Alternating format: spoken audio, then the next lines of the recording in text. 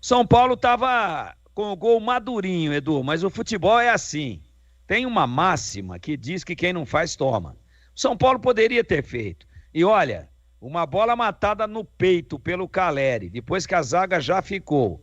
E ele adianta, mata no peito já ajeitando para bater. Além da marca de pênalti, próximo da linha de entrada da pequena área. Ele faz o gol, é um matador. É um grande finalizador esse argentino. E o Pedrão, ele tem essa característica de sair abrindo o compasso com as duas pernas. Ele tem uma envergadura muito grande. Outro dia ele fez duas defesas assim, né?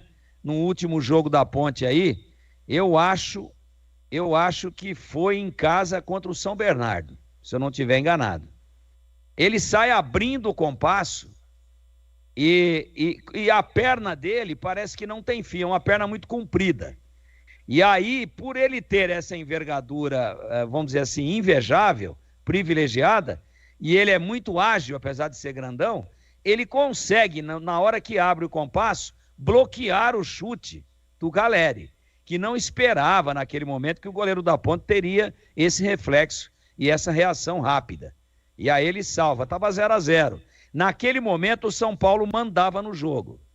Aí sai um escanteio sem maiores consequências e vem a individualidade. Esse argentino, o Gabriel Risso, ele está jogando uma barbaridade e já faz tempo. Ele já tem 2 assistências para gol com o Gé. Uma contra a Portuguesa e uma contra o Botafogo na última quarta-feira. E hoje ele falou, quer saber de uma coisa? Já que o Gé não tá, não vou dar assistência para ninguém, eu vou soltar a bomba. E foi um golaço. Para mim, um dos gols mais bonitos do Paulistão até agora. Ali, o São Paulo tremeu. Ali, o São Paulo sentiu. E eu confesso a você, pegando aqui o áudio, o som ambiente, aliás, muito bem executado pelo Gilberto Suff, tá de parabéns, no tom, na altura certa, com realidade, mostrando o ambiente como ele é, sem invenção, sem diminuir nem aumentar, exatamente no tom. Eu confesso a você que há muito tempo, o Batista vai no estádio Moisés Lucarelli desde 1984, ao vivo, né? Ali, na arena. E já passou poucas e boas, mas teve grandes momentos da sua carreira nesse estádio. Inclusive, narrando o gol do Jacozinho, de trás do meio-campo, em cima do Veloso, contra o Atlético Mineiro. Entre outras peripécias, como o acesso da Ponte num jogo emocionante contra o Náutico em 7 de dezembro de 1997, né? Aquele 1-1 que o Fabiano fez um milagre no final. Por que eu estou falando de momentos marcantes nossos aqui no estádio Moisés Lucarelli, especialmente do Batista?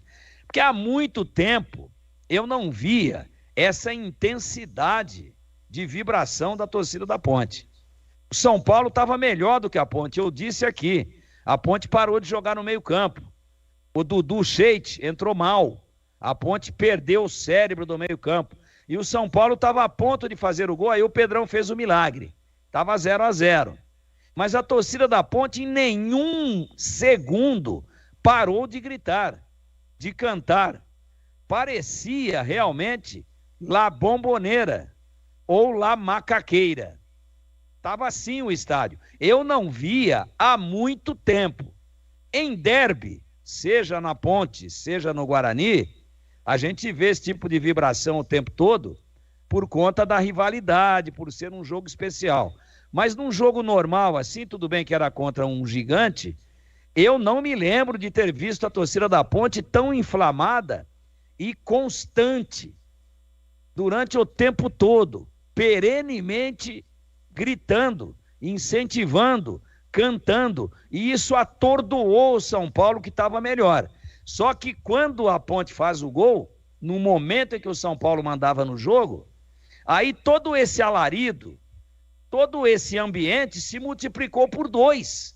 Ele dobrou, e aí o São Paulo atordoou de vez. Os jogadores do São Paulo se olhavam e acho que perguntavam um para o outro, ou uns para os outros.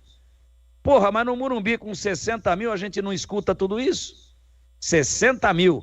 Aqui tem o quê? 11?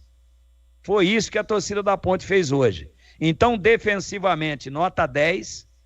Ofensivamente, poucas ações. Nenhuma defesa importante do Rafael. Mas, em 2 vezes que chegou de forma aguda, a Ponte meteu 2-0. Tá de parabéns.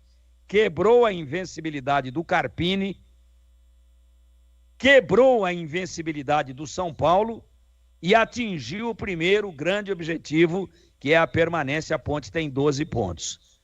Mas, aquilo que eu disse no Canindé, aquilo que eu disse em Ribeirão Preto, eu vou repetir aqui. Uma raça inacreditável desse time. E no primeiro gol, a festa participativa, coletiva, vibrante, contagiante de todo o time, de todo o banco, de toda a comissão técnica, mostra que o time vive um momento de energia positiva e de muita união. A Ponte não jogou mais do que o São Paulo, mas o São Paulo veio a Campinas achando que ia enfrentar uma equipe em crise financeira, em crise técnica, perdendo os jogadores, acabou de perder nesta semana o Felipinho, e não tinha o seu grande astro do momento, que é o Gé. O que é que pensou o São Paulo? É sair daqui e ir para o desfile da Dragões da Real. São Paulo, no primeiro tempo, respeitou. No segundo tempo, partiu para cima. Mas bateu com a cabeça num grande paredão, que é o sistema de 3 zagueiros que o João inventou lá em Ribeirão Preto. E aí, compadre, é assim que funciona. Quem não faz, leva. O São Paulo mandava no jogo. Mas aí aparece esse argentino, parece que encarnou a figura do Odirley, maior lateral esquerdo da história da Ponte. Um abraço para o Odirley, que deve estar nos ouvindo, é nosso grande ouvinte. E saiu um míssil atômico do Risso. Quando a Ponte fez o gol e a torcida, que já atordoava o São Paulo, dobrou a intensidade em decibéis, o São Paulo não foi mais. O São Paulo ficou atordoado, ficou perdido, ficou tentando interpretar que tipo de ambiente é esse que o futebol pode proporcionar, e quando ele acordou, tomou o segundo gol. Parabéns para a Ponte. Grande vitória. Tecnicamente, razoável. Em termos de entrega, em termos de determinação, em termos de intensidade, em termos de amor à camisa, em termos de profissionalismo dentro de campo, nota 10. Por isso ganhou o time que guerreou mais, e essa, nas últimas rodadas, tem sido a grande marca registrada da Macaca, que, volto a dizer, Edu, acabou de alcançar o primeiro objetivo que parecia distante. E ele chega já, para a alegria da torcida Ponte Pretana, na 7ª rodada. Eduzão Pinheiro. Olha, um grande abraço.